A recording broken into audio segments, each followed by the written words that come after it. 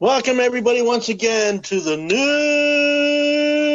I'm going to eat a donut of the squared. I'm driving Ivan Rivera, and of course, here with my cohorts. That's right, Mr. Jeff and Mr. Mike. How we doing, guys? Yeah, I'm doing all right. Happy Halloweens. Happy Halloween weekend.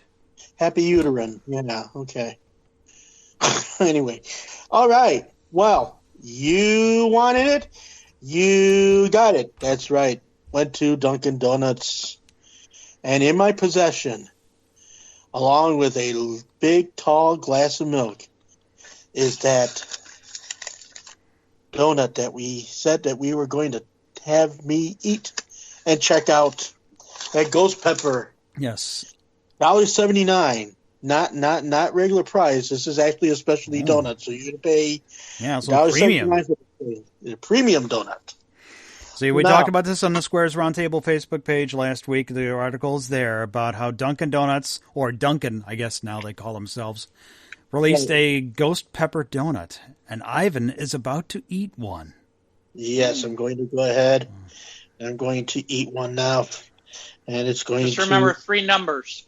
9, 1, 1. Okay, boys, I'm going in. Mm-hmm. I'm opening my mouth. Well, wait. Does it smell? What does it smell like? Is there a scent or an odor to it? Yeah. Well, it's the top of it is glazed, and there are red sprinkles. I guess that's where the ghost pepper flavoring is. What's the aroma? It smells just kind of like a cakey, doughy type of a donut. It really doesn't like if have you smell it, does it does it give off like heat in your nostrils? Like does it like? No, it doesn't. It does not make you sweat. It does not make your nose run. Doesn't make your eyes tear. It doesn't do anything of that. Okay. It's actually rather dull. Well, let me go ahead and give this thing a taste. Here we go, guys. Okay. He's taking a bite. Let's find out what happens. Dum dum dum dum dum dum dum.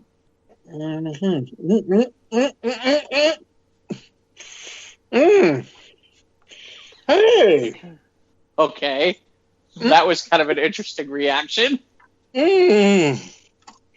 Can't tell if that's pain or if it's good. Oh my goodness. It starts out sweet. Yeah. And then the peppers kick in, and now my mouth is on fire. Hold on. We have to mute Ivan's mic, and we can get to the first story. And hopefully we can get back to him. Hopefully, Ivan, please don't die. Oh my gosh, that's woo! If you die, you're gonna be on News of the Squared. Man dies from a ghost pepper donut. No, it's good, but it sneaks up on you. Okay, the sweetness sneaks up on you first. Okay, as you're eating it, then the ghost peppers kick in, and then your mouth just explodes with the ghost pepper taste, and it actually has a kick to it. You sweating? Are you sweating? Ivan seems a little out of breath. Wait a minute. What? The milk will cool you down. Okay, we're getting Ivan milk right now. Oh my god. That goes about good. Oh my gosh! I hope it doesn't come out my ass the same way it went in, man. Because that's for next week's show, right? Okay. Ivan passes the ghost pepper donut next week. Yeah. Well. Okay. Well, it's something. When he passes it, will it be a boy? Well, you have to eat it in small bites. You can't sit there and like hulk it like. Oh, you didn't take like a big. You took a chomp out of it. You took a chomp. Yeah, I took a chomp out of it. If I'm gonna touch the donut, I'm going all in. But no wonder why he has problems. It's probably got to the back of the throat, and then it starts to react, and then he was like, it kind of happened like that. But as you keep going, the sweetness kind of overtakes the chili pepperness, but it's in there. It's in there, and it's definitely it's definitely an experience. So if you like your hot with your sweet, I can kind of equate it. Yeah, I kind of like my wife. Yeah. If you want to, your hot with your sweet, it's kind of like what is that? Like in Chinese food, like in Chinese food, it's a sweet and sour kind of a thing, but with the sour being amped up, maybe like about 50%. It's got a kick to it, It's got like a wasabi. It's got you like don't a have a sinus wasabi. problem, Ranger, do you? No. It's cleaned up his sinuses. Yeah. It's got a wasabi. So how much of the donut is left? There's half a donut still left. I'm going in again. Oh no. Oh no. Well, okay. Okay, small bite. Yeah. Small bite, Ivan. Not a big bite. Small bite. Small bites. If you're gonna do this, folks, it's small bites, man. Don't hawk it down. Maybe drink the milk with it while you eat it. Right, exactly. So have milk or whatever. Don't do soda. You're just gonna make it worse. Drink milk with this donut, chocolate milk or white milk, whatever you prefer. But definitely have milk nearby. How about ghost pepper strawberry milk? Oh shit! Yeah, then I'll really be done. I'm gonna light a match and I'll just burn the. Well, it just sits on the tongue and you taste the peppers in it. But yeah, it's good. Just like I said, it's hot. Yeah, it's not for me. Oh, woo! Not for me. Ooh, baby, this is not for the weak-hearted. We should have videoed this. Yeah. We made a mistake. We should have videoed this. We could have done this live on the Squares page. We could have done a whole thing. Yeah, well, I'll just do it again. That's all. You sure you really want to do that? No, not right now. We can speak another day for it. We got lots of stories here we got to get to today. We're running long tonight because somebody had to eat a blue cheese burger before we started. So. Oh, excuse me for 10 minutes. Kill me. No. Well, showtime is showtime, and showtime was dinner time apparently. All right, let's get started. I can start with this one. This is cue your favorite scene from the Monty Python and the Holy Grail. This one from the BBC. An 8-year-old girl pulls a 1,500-year-old sword from a lake in Sweden. Strange women distributing swords. An 8-year-old found a pre-Viking era sword while swimming in a lake in Sweden during the summer. Her name was Saga Vanecek. Found the relic in a Videstern lake while at her family's holiday home in, Jönköping County. The sword was initially reported to be 1,000 years old, but experts at the local museum now believe it may date to around 1,500 years ago. Does that make her automatically like the ruler of Sweden? Yes, I think she's the queen. Yes, I think she was the crown. Right, you just pull the sword out of the lake and boom, now you're the queen, right? Yeah. Well, the boy did pull the sword out of the stone, so now she pulled the sword out of the lake. Yeah, it's not every day you step on a sword in a lake, said Mikkel Nordstrom from the museum. Now she's the lady of the lake. Yeah. The level of the water was extremely low at the time, owing to a drought, which is probably why Saga uncovered the ancient weapon. I felt something in the water and it lifted it up. Then there was a handle, and I wanted to tell my dad that it looked like a sword, she told the broadcast Sveriges Television. Saga's father, Andy Vanecek, or is it Vanacek, told the English language website The Local he initially thought his daughter had found an unusual stick or branch, but it's only after he asked a friend to take a closer look and he discovered that it was likely to be an ancient relic. The local museum where the sword is now being kept, it was extremely well preserved. The sword, as a user and YouTuber. Saga's discovery led the museum and local council to carry out further excavations at the site, finding a brooch from the 3rd century. Wow. So, they're investigating a lake and see if any more ancient relics can be found. So then she gets the brooch, and that's part of her ruling of the lake, and she's like the new ruler of Sweden. Yep. +2 combat. Yeah, She's the lady of the lake. Ancient sword. Plus 2 combat, that's it? Yeah, just +2. Really? Except against undead. It can't be intelligent because it's been under a lake for 1,500 years. Right. So. Yep. It obviously has a weakness for water. The prophecy has been fulfilled. The prophecy has been fulfilled. This 8-year-old girl, put down your Instagram, 8-year-old girl. You're now the ruler of all of Europe. Okay. Not all of Europe, just Sweden. All right. Just Sweden. Let's take it back a step. Mike likes to do think big. Well, if this was like in the middle, if this happened in like the middle of Florida, they think they were like the ruler of like Guanachachi or some shit like that. Chattahoochee. Or something like whatever the hell run it is. city council. Yeah, I got to run the neighborhood. I'm in charge of neighborhood watch. Yeah, that's why I'm the Florida man. That's right. And we have a Florida man.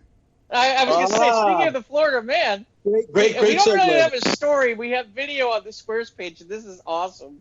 This guy calls it, this janitor combined a mop bucket, a leaf blower, and an umbrella, and he calls it the blue collar limousine. And he's zooming around in this thing. It's fucking great. Okay. The video is on the Squares Roundtable Facebook page. Yeah. It's on ABC News' Facebook. Yeah. It's from Clearwater, Florida. Yeah. Surprise. Surprise. We don't need no $1,500, 1,500-year-old stick. I don't need no driver's license. Limousine. I don't need nothing. I got a leaf blower. And a hat. And an umbrella. And a mop bucket. And I got my bucket. I think I'm going to use this get to work next summer. Mm-hmm. There you go. When the weather gets warmer. You know what?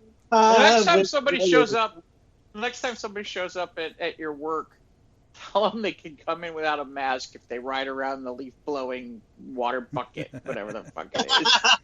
I want to try this now. Picture. I want to try this. You get to take video. And they have to wear a sign over their neck that says "I'm a dumbass" or something like that. So he's he's sitting in the mop bucket, obviously dry, and he's got the leaf blower in one hand and the umbrella in the other, and he uses like a reverse rudder. Mm-hmm. He blows the air into the umbrella, and then he uses the left or right to navigate. Right. All that's missing is the Benny Hill music. Yeah. This would be an excellent escape vehicle in a Benny Hill short. Yeah, seriously. It really would. Thank you, Florida man. Thank you. You know what? That's what we need. That's who the 8-year-old girl needs for her steed, is the guy in the leaf blower thing. On, soldiers, go! On, Florida man! Hi, rotor! Oh, man. Maybe she could command this dominatrix. Because apparently there's a dominatrix causing a stir after she spotted walking a man on a leash through a fancy grocery store. Where does this take place? Oh my god. Don't kink shame her. Let's see. No kink shaming. I'm not. No, I'm just saying. It's okay. So this is from percolady.com. Percolately is the name of the website. Now they want to ask me. This is what I can't stand. This one, like all the you can. They got the pop-ups. You get the pop-up, and it's like, no, I don't want that. Well, why won't you freaking let me see this story? All right, fine. Let's do it this way. No, you don't want to do it that way. Maybe you can see the damn story. Oh, here it is. This was in Los Angeles. Shoppers in Los Angeles were shocked to witness a kinky public display of a dominatrix taking out her submissive on all fours to stock up on goods. Oh yeah, I saw that story. You can see it too. Yeah, you can see it too on the Squares Roundtable Facebook page. So someone took a picture of the pro dom on a pet play day and made it go viral. The pic found the pic through a game of telephone. A shopper at Erwahorn, an upscale grocery store, captured the encounter and posted it in a group chat. A member of the group who saw the photo was a friend of this individual, who then tweeted it out and shared it. And you can take a wild guess where that happened. About 100. Here we go. How many times does this thing get shared and retweeted? Yep, about like 100,000 times. That's all. Yeah, she's got red hair, lots of tattoos. Yeah, and literally the damn. The picture's not great on this. Here, I'm gonna have to get a better look at this thing. Yeah, and it's the dude. Seems like a dude. He's wearing a mask, and Is he? Hold on a second. I can't tell. Okay, so he's wearing like a Rottweiler Doberman kind of mask, and then he's wearing like khaki shorts and a short sleeve T-shirt. Yeah, and then he's got like a. Looks like kind of like a fancy watch on. He's walking on his hands and knees. Yeah, he's working. At least he's wearing a mask. He's on his hands and knees. That's not sanitary. You can't kick that guy out. At least he's wearing a mask. Yeah. So that happened. You know, my thinking is if you get a sword from a lake, you could definitely do that. You could definitely make guys do that. That's without question. Mm-hmm. So, and here's the most important story. Here's our most important story of the week. This came out, and I'm very fascinated by this. Although if I was one who is about authentic tacos, I think I might be upset. So Ritz is now making what they're calling taco crackers. What? They are making a cracker that is the shape of a hard-shell taco. Yeah, just curving the circular cracker. Right. So you can basically fill those things. I need this in my life. I know, right? Hey. You know what the best part is? Versus like the regular taco shell, you know that this isn't going to nearly like crumble around and be as unhelpful as. I have got in my possession, boys.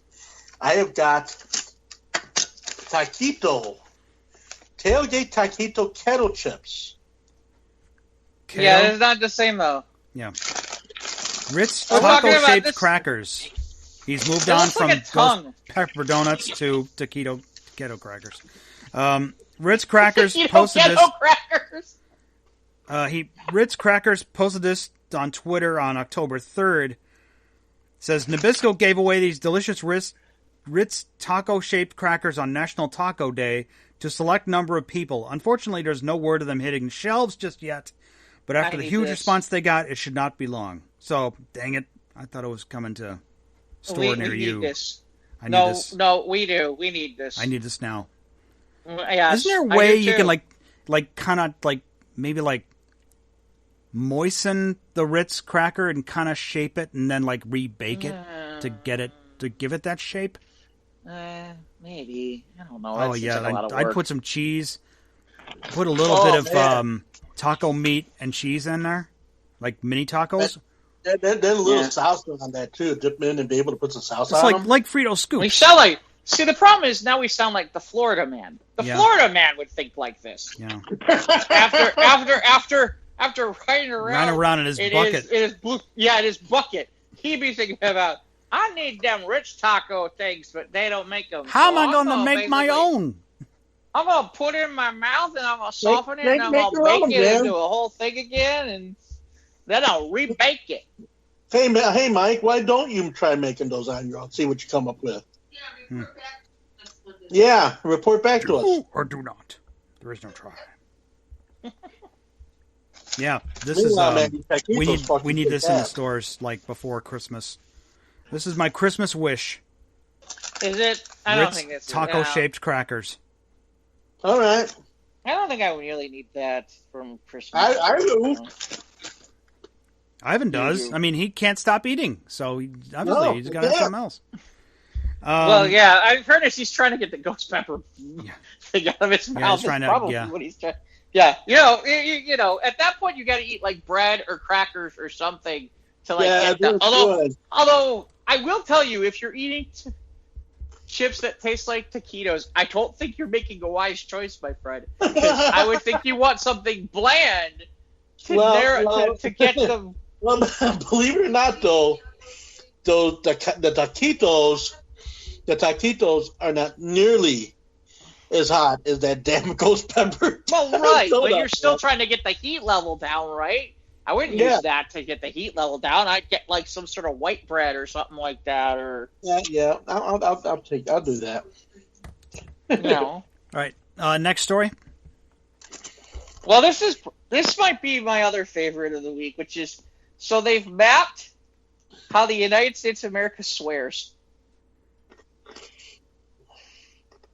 This is from a lecturer in forensic linguistics at Ashton University in Birmingham, the UK, created a detailed set of maps of the United States showing strong regional patterns of swearing preferences.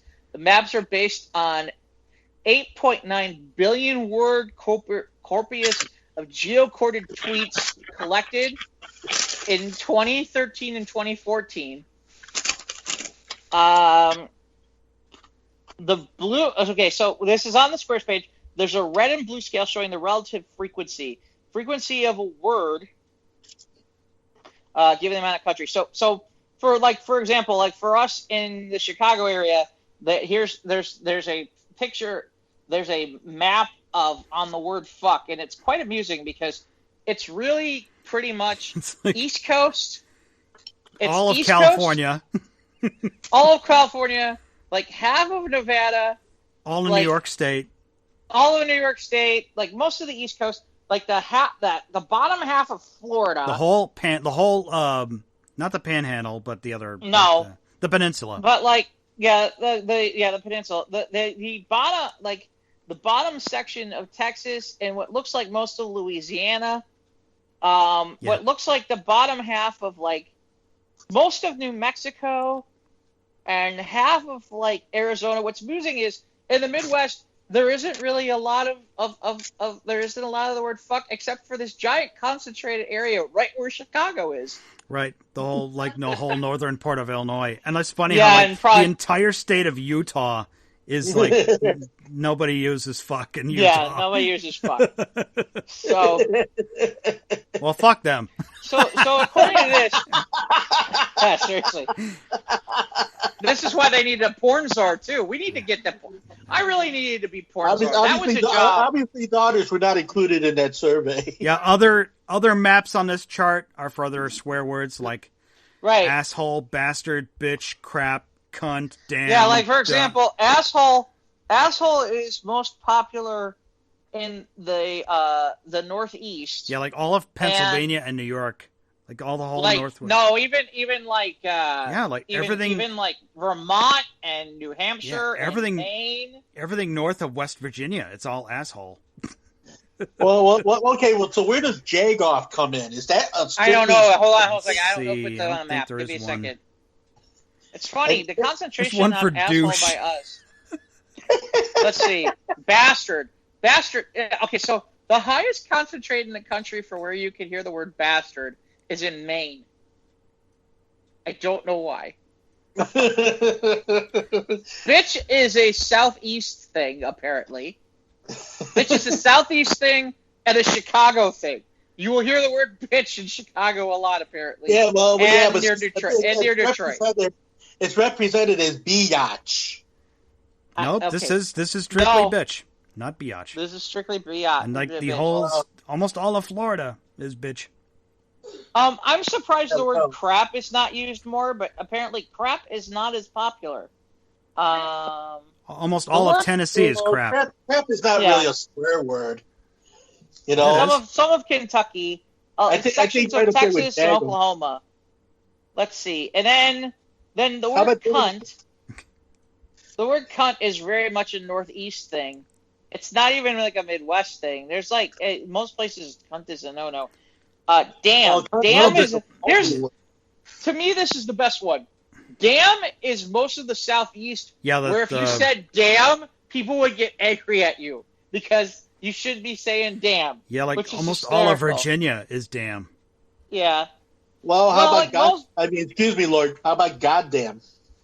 No. I'm assuming that's why it makes it funny is that damn is here, and I know that you say God damn or something like that. Like, what are you doing? Yeah. And then there's darn. Darn is like non-existent. Darn is like almost like 3/4 of Kansas, and that's about it. Yeah. It's funny. Douche Oh, yeah, is like most of Wisconsin. And the northern half of Minnesota, and that's all of darn. Okay, so then we get to... See, now this is interesting. Lazy swearing. This is interesting. The F word, and when I say the F word, I'm talking about derogatory towards homosexual men. Yes. Gay men. And the interesting part is the places where it's most prevalent is Arizona, Nevada, what looks like the state of either Washington. That's Oregon. Sections. Is it Oregon? Yeah. Okay. And sections of, in a good swath of sections of California. And then there's a whole section like northeast Indiana. Yeah, like and half of Indiana and Ohio is for the gay slur word. Unless, of course, if you live in England, then, of course, it means cigarette. Apparently, also popular on the coasts, specifically in the New York region, is the word fuckboy. Oh, yeah, I've heard fuckboy. And apparently very popular in California. All of Jersey, all of yeah. Maryland. Fuckboy.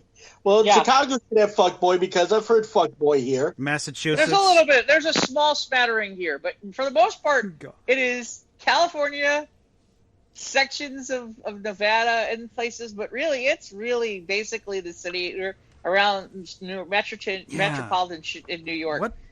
Gosh is very, very It's small. funny. Like half of Nebraska and like half of Texas says gosh. Mm-hmm. Gosh. And then hell. Here's the best. See, this is what I'm talking about. This is the best part. The best part is stuff like hell, all in the southeast, all the places where All you would south. sit there, where Like it's like from you gotta wash your mouth out with soap, boy. Southern Virginia, all along the coast, all the way leading up to eastern Texas. So apparently, the really, really south sections of Texas, sections of New Mexico, and sections of Arizona is where you hear the words motherfucker. Half of Delaware. So Yeah, half of.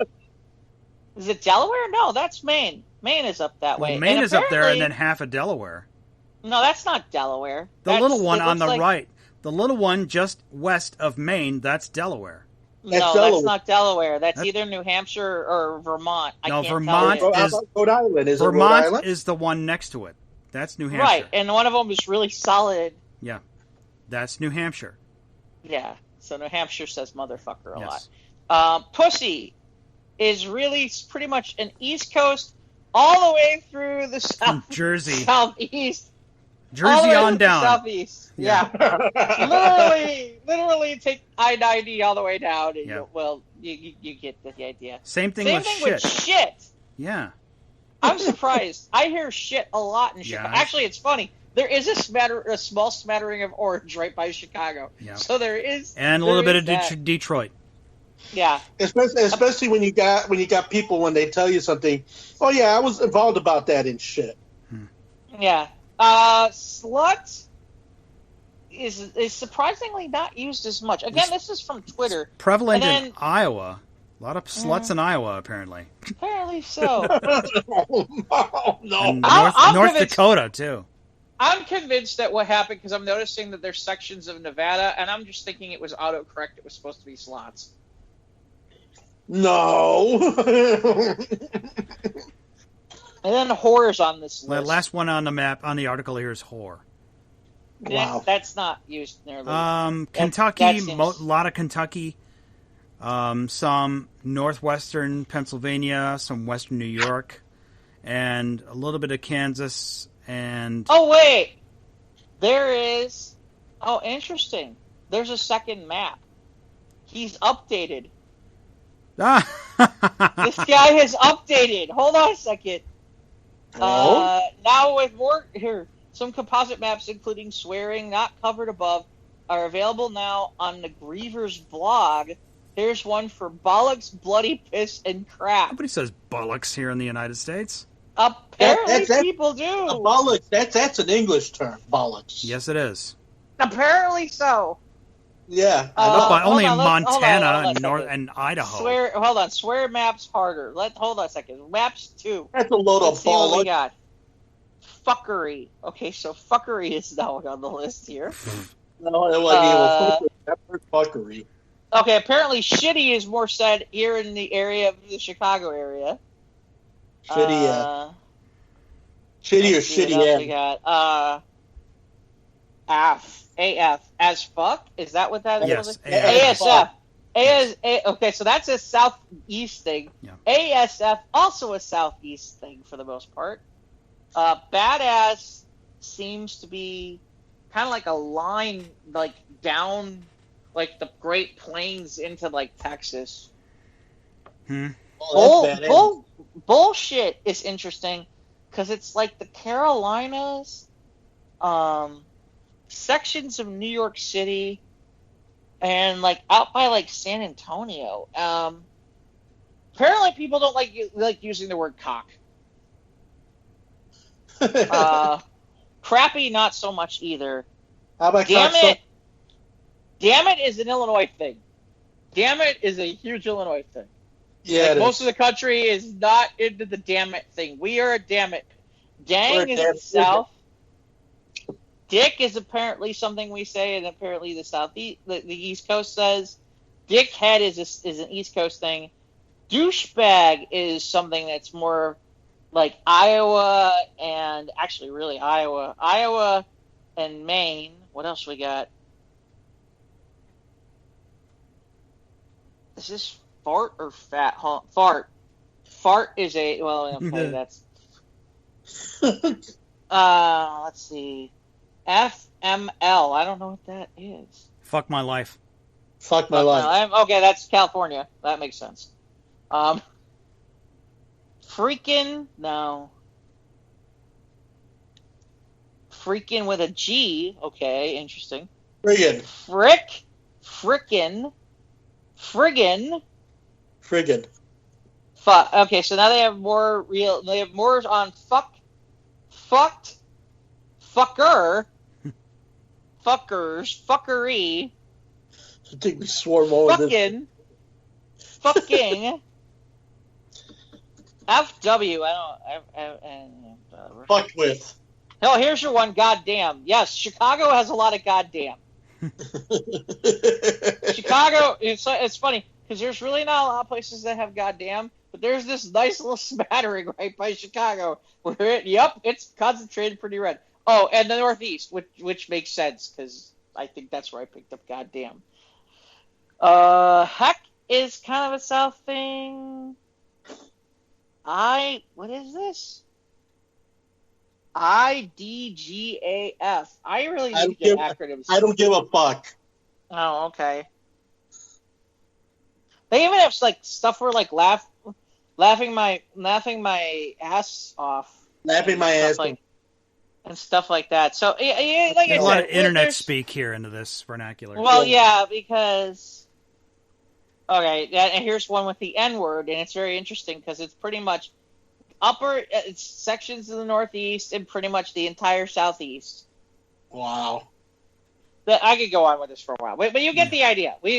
So yeah, if you're looking for this, you can get to this on the Squares page. It's there. Yeah. What else we got, Mike?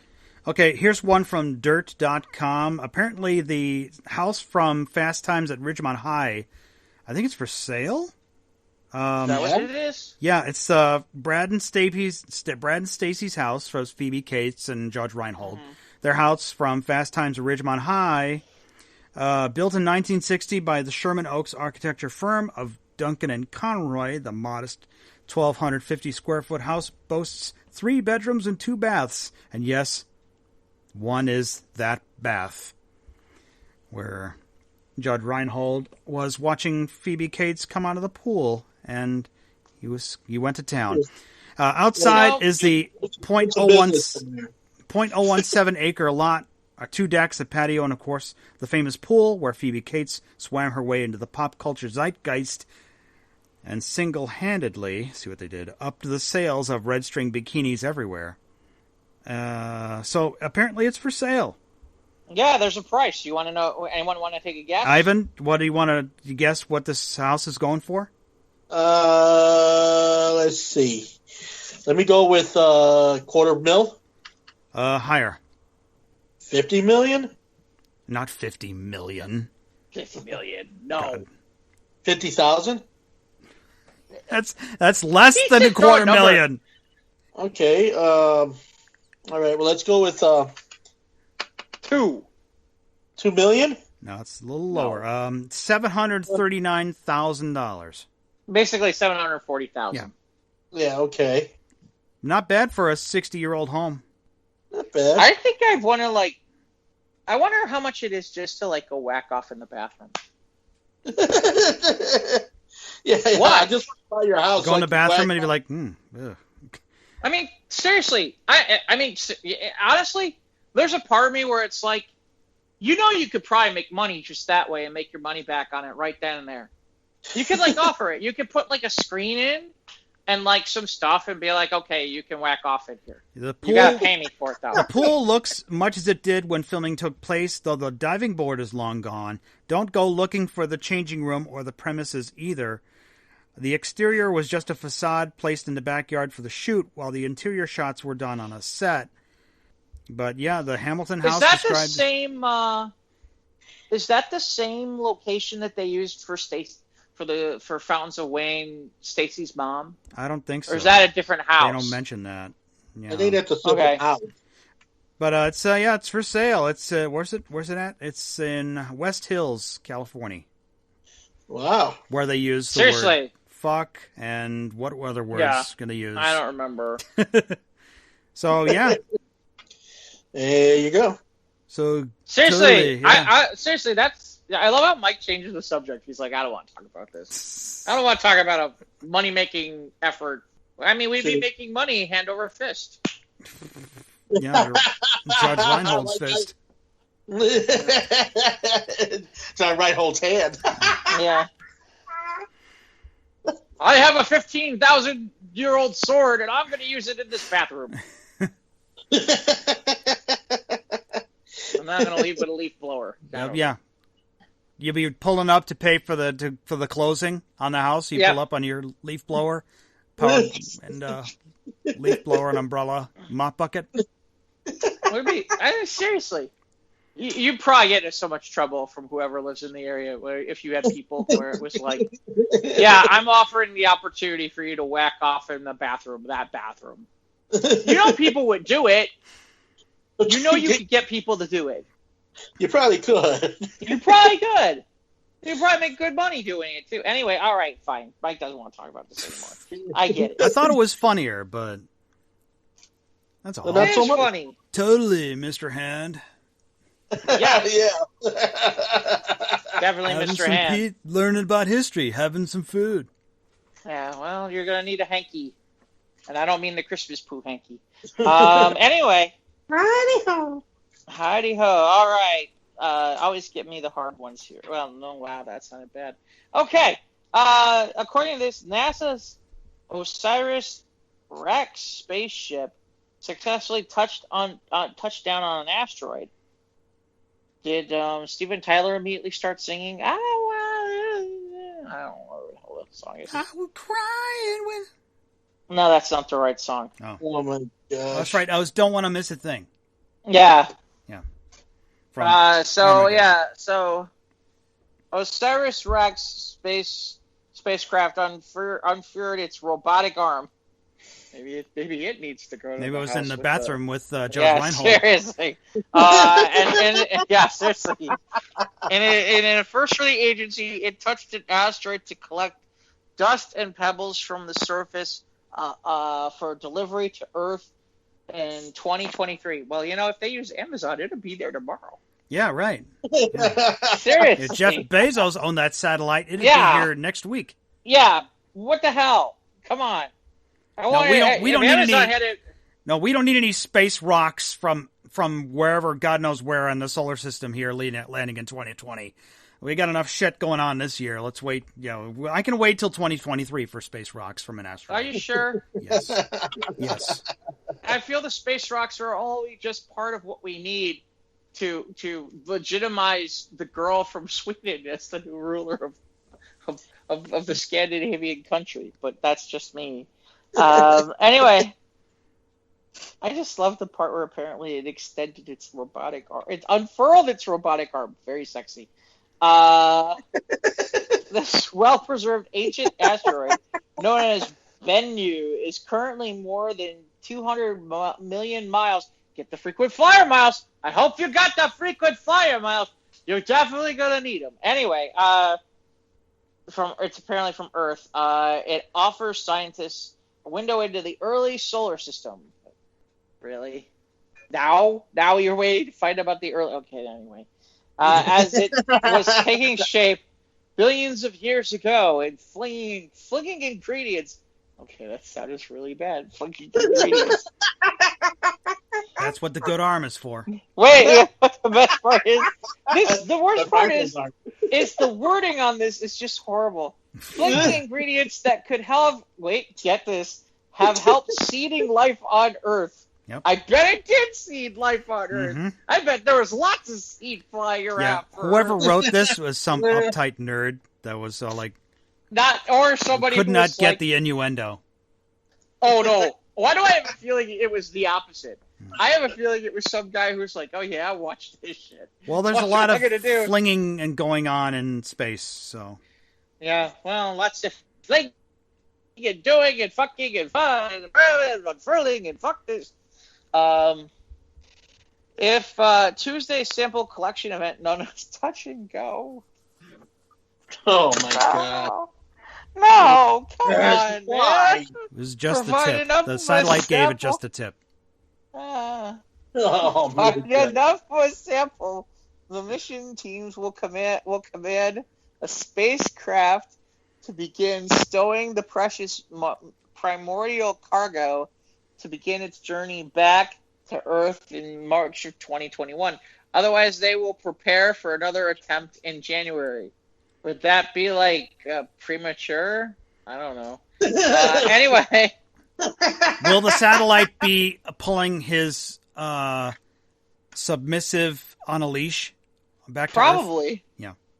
Probably. Anyway, so it fired its thrusters. I bet it did. To nudge itself out of orbit. I'm sure it Once did. It flung its seed. And then it extended its shoulder and then elbow and then its wrist of 11-foot Did it have good sampling arm. Wow. There are a lot of women who want that 11-foot sampling arm. I'll tell you that right now.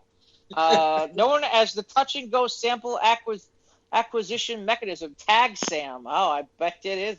I bet there's a Sam who needs to be tagged. Hello. After a 4-hour descent at an altitude of 410 feet, the spacecraft executed a checkpoint burn. I bet it did. I can't read this anymore. This is just... What part of the asteroid uses the word whore? That's what I need to know. Check the map. What we really need.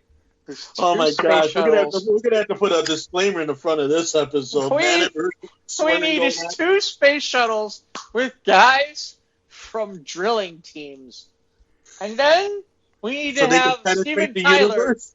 No, then we need a Russian guy who doesn't know what the hell he's doing. Ron Howard's brother has to be in mission control. Yes, exactly. And then we need to have Steven Tyler sing the theme song. So there you go. That's what we need. And then the 8-year-old shows up with the sword and goes, "Let it be so." So there you go. That's what we need. That's what we need. Or you know what we really need? Whenever you get mad, just think about a T-Rex trying to masturbate. I suppose that would be frustrating for him. My arms were too short. He'd need the 11-foot robot arm from the satellite. Yes, he would. Yeah, He would need an extension. Yeah. Or the leaf blower. The leaf blower might work. You reach it with this umbrella. All right. Well, this is not Florida Man. It sounds like a Florida Man story, but this is a Kansas man. Kansas, man. We're not in Kansas anymore. We're not in. We sure are. There's a reason why we aren't. Naked teen covered in ranch dressing crashes at a Kansas gas station. Ranch dressing. A teenage boy who was naked and covered in ranch dressing crashed a vehicle at a Kansas gas station early Saturday morning. Ranch dressing? The disturbance was reported to 911 around 3:30 a.m. at the Petro Deli convenience store, according to the Shawnee County Sheriff's Office. The 17-year-old male... How are you sure it's ranch? I don't know. Somebody had to taste test it, I guess. Oh, man. The 17-year-old male was naked and under the influence of a substance. Shocker. Really? Oh, yeah. He covered himself in ranch dressing, damaged property inside a business, ran outside and jumped into a running vehicle, and then crashed into a nearby pillar. I'm a fucking salad. Yeah, what swear words was he using in Kansas? I need to check the map. Yeah, Deputies took the boy into custody. He was then taken to a local hospital and later released to his parents. The criminal aspects of this incident are under investigation. What exactly would be criminal? The man tried to get salad. Maybe his mistress just told him he needed to do that. Yes, he was off his leash. Yeah. Yeah. I'm free. I'm gonna cover myself in ranch dressing and run around like a naked fool. And crash into a gas station. Yeah. Yeah. Because I'm hoping it'll extend their 11-foot arm on me or something. I don't know. Well, the sheriff's office said that we are happy to report that no one was injured during this incident, but it's the internet, so this guy is scarred for life. He's done. So the internet giveth some more. Get this. This is from comicbook.com. There is now an app that will tell you whether or not the ice cream machine at McDonald's is broken. Makes sense. So apparently... What's the name of this app? I'm going to download it. Hold on a second. I'm working on it right now. I always love when, okay, stop it. Why do they always open things when I don't want them to? Anyway, ice cream machines are broken. McBroken, an ambitious project from Rashki, who unleashed it on social media to the delight of anyone that has spent time noodling around with it. They described the project as reverse-engineered McDonald's internal ordering AIP, and I'm currently placing an order for a McSunday every minute at every McDonald's location in the United States to figure out which ones have the broken ice cream machine. It's pretty impressive, and even more staggering is the reach a small rollout like this could have on a larger web. Most of us have had moments of disappointment when you roll through the drive-thru and the workers inform you the ice cream machine is down. You know, I gotta tell you, I haven't had this problem nearly as much as everybody else. But anyway, alright, so the guy, oh my god. So apparently, the order he placed is for $18,752. Oh my gosh. Every minute at every McDonald's in the United States to figure out which locations have the broken ice cream machine. Well, it's not a very important problem on its own. The level of data needed to create a map of this size is laudable. There are already people hard at work trying to use the sample of information to determine other things about how these restaurant works. In a post on Product Hunt, the creator actually tested out the map and biked through Berlin and saw the information given matched up with their attempts to order. Loads of tech personalities have commented on the phenomena, but there's no doubt that there is something that could be gained from all these little dots on a gigantic map. Some users were basically horrified by the sheer density of all the McDonald's locations in cities like New York. Okay. Let's see. I'm sorry, as McDonald's data analyst. I'm afraid I'm ruining your entire mobile conversion metrics for my own personal amusement. That's awesome. This and of course shows there's this on his Twitter page.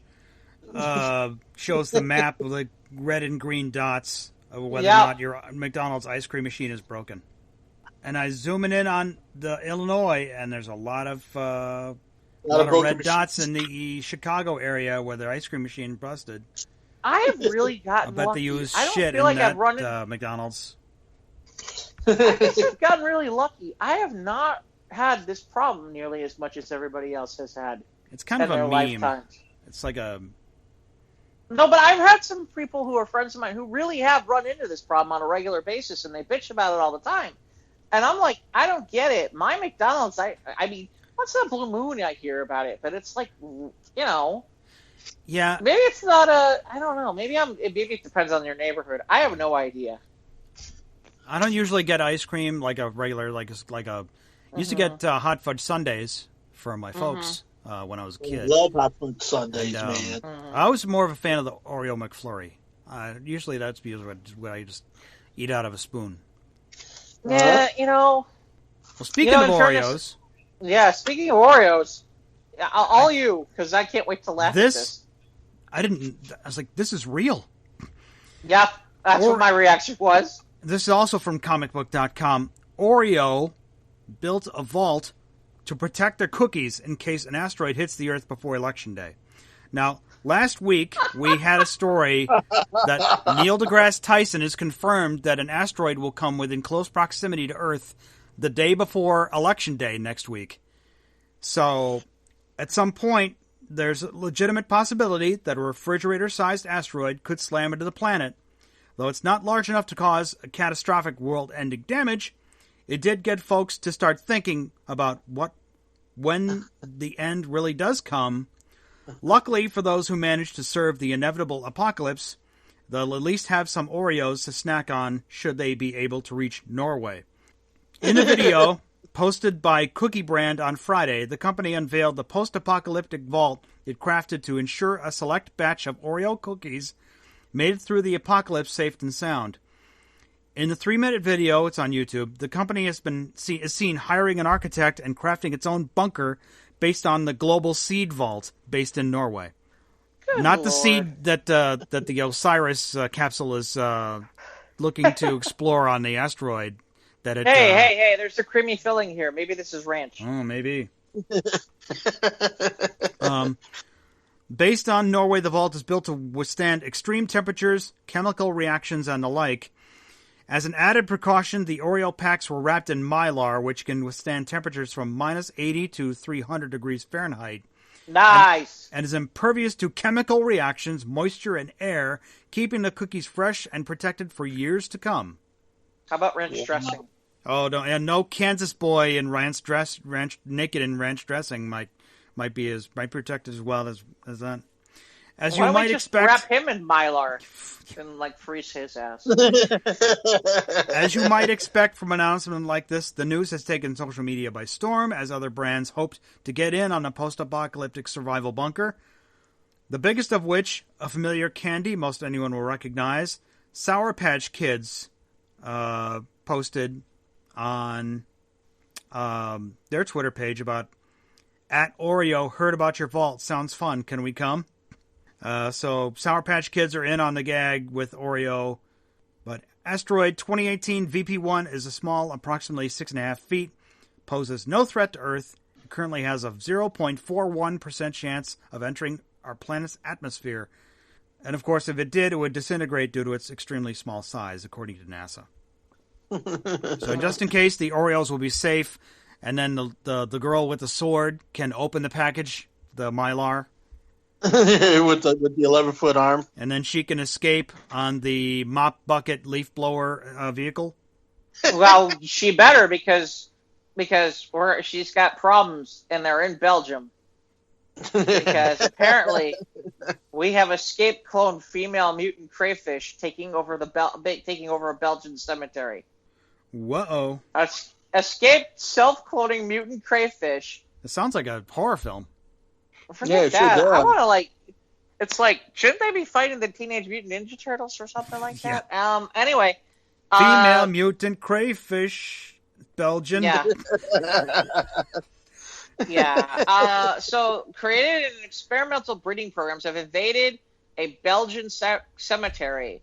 Hundreds of duplicating crustaceans, which can dig down up to a meter, and are always female, pose a deadly threat to the local biodiversity after colonizing a historic Antwerp. Let me try that again. After colonizing a historic Antwerp graveyard, quote, according to Kevin Shears of the Flemish Institute on Nature and Woodland Research. Is the acronym for that really thinner? Oh my God, whatever. Or finer, or anyway. He says it's impossible to round up all of them. It's like trying to empty the ocean with a thimble. Wow, that many? Holy shit. Marbled crayfish, which travel across the land and the water at night and eat whatever they can, do not occur in nature and are banned by the European Union. Instead, the freshwater beasts, which are about 10 centimeters big and voracious, are thought to have been bred by an unscrupulous German pet traders in the 1990s. They are similar to the sloth crayfish found in Florida, but are why do they always give me the gigantic words? Parthenogenetic, which means that they are able to reproduce with themselves. Oh, that's just what all men need, is women who can reproduce with themselves. Now we really aren't needed. Yeah, now we're done for. Yeah, now we're fucking doomed. Anyway, they can reproduce for themselves, and all their children are genetically identical females. The mutation, which occurred about 25 years ago, means populations can spring up rapidly from one single one. In 2018, scientists established a global marbled crayfish population was descended from a single female and didn't need males to produce. The EU banned possession and release of the uncanny crayfish. See, this is what I'm talking about. This writes itself. The uncanny crayfish. Yeah, they fight this. They fight the X-Men. Anyway, in female mutant Belgian crayfish. Yeah, seriously. But it is impossible to trace the owners because all the crayfish are genetically exactly the same. The crayfish have taken root in pools and streams of the Schoenhofen Cemetery in Antwerp, which is now known as the Flemish city's Père-Lachaise. I don't know what the hell that is. Apparently there's some famous people there, and once again, the pet trade is to blame for the infestation. You get the idea. So apparently, Belgium is being taken over by Teenage Mutant Ninja Crayfish, whatever the fuck they are. That's a problem. See, this is why we need the Oreo vault. Yeah. I mean, what if they got out of control? Mutant Belgian crayfish get out of hand. We're going to have to protect the Oreo cookies. Because, if they steal all the waffles, I'm going to be pissed. Just hide out in the house from Fast Times at Ridgemont High. Yeah, I think that's the key. Especially if I can charge people to... See, the problem becomes, if I'm going to charge people to jerk off in the bathroom, what happens when the crayfish show up? Throw them in the pool. I mean, their money is as good as anybody's, right? There's chlorine in that pool. Might kill them. But although they are mutant Belgian crayfish. They are mutant, though. Now great, that's just what we need. Chlorinic female mutant Belgian, whatever the fuck crayfish. They are. Yeah, that. I think we got we have one story left. Is this what we have? We got one more story. Is it a full moon this Halloween? I have no idea. I can show you a full moon. Yeah.